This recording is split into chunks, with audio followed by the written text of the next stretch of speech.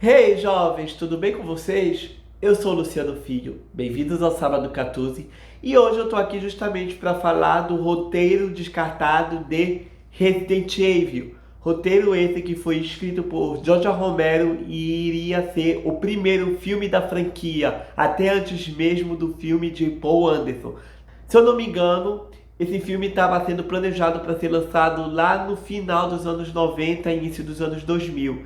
Então, realmente era uma obra bem interessante e que realmente mostra que a franquia do Resident Evil tinha planos de ir para o cinema muito antes do que realmente foi lançado.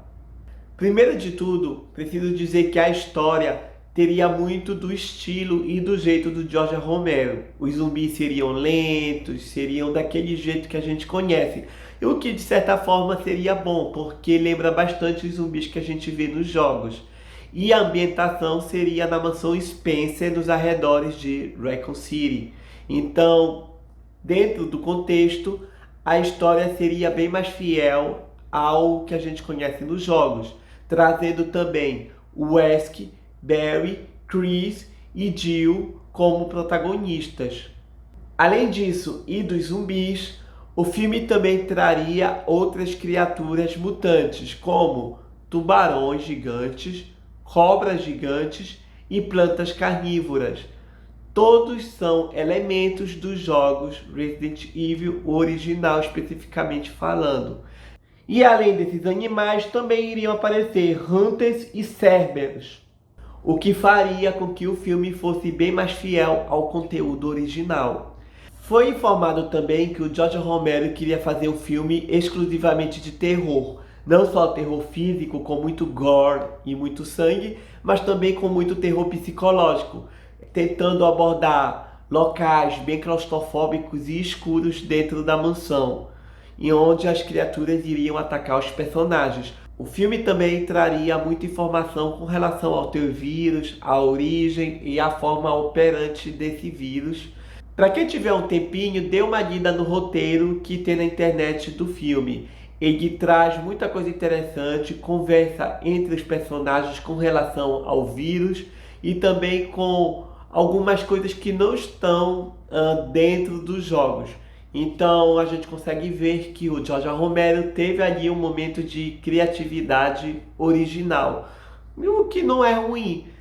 Esse filme que ele queria fazer não ia ter nada do estilo Matrix, não ia ter aquelas lutas, acrobacias e piruetas que a Milla Jovovich faz, estilo Matrix, né? Seria algo um pouco mais contido e um pouco mais realista dentro da proposta. Uma das mudanças que o George Romero ia fazer com relação à história original é que o Chris Redfield não seria um membro das Stars, mas sim um nativo que vivia na floresta. E ele teria um relacionamento com a Jill, que sim, ela seria um membro das Stars. E esse relacionamento ia ser um fanservice de muitos fãs da franquia que até hoje acreditam que o Chris e a Jill formam um belo casal. A Ada também iria aparecer no filme como uma agente da Umbrella.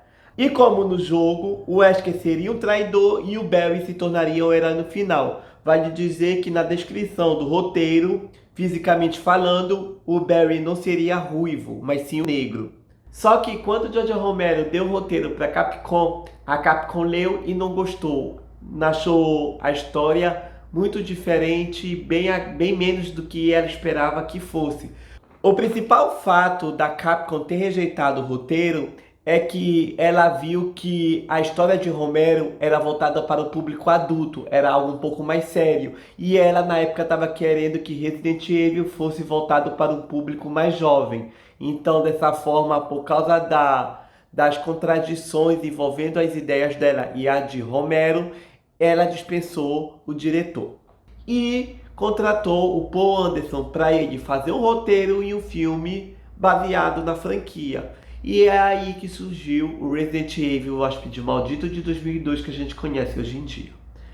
Recentemente foi confirmado que um documentário sobre Resident Evil de George Romero vai ser feito, falando um pouco sobre todo o envolvimento desse diretor na franquia, desde o comercial do Resident Evil 2 que ele fez em 1998 até a sua demissão da franquia. E aí, galera, esperar para ver o que vai vir disso aí. Vamos aguardar para ser uma obra bem divertida e interessante que traga muitas curiosidades daquela época em que Resident Evil estava se consolidando nos jogos como um dos melhores jogos de terror, de survival horror de todos os tempos, e estava vindo aí o surgimento de uma das franquias baseadas em jogos de mais sucessos da história. Então é isso, gente. Esse foi o roteiro descartado de Resident Evil de George Romero. O que vocês acham dele? Acham que seria melhor do que os filmes do Paul Anderson? Vão aqui e comentem que eu respondo se for necessário, tá bom? Então até o próximo vídeo. Tchau!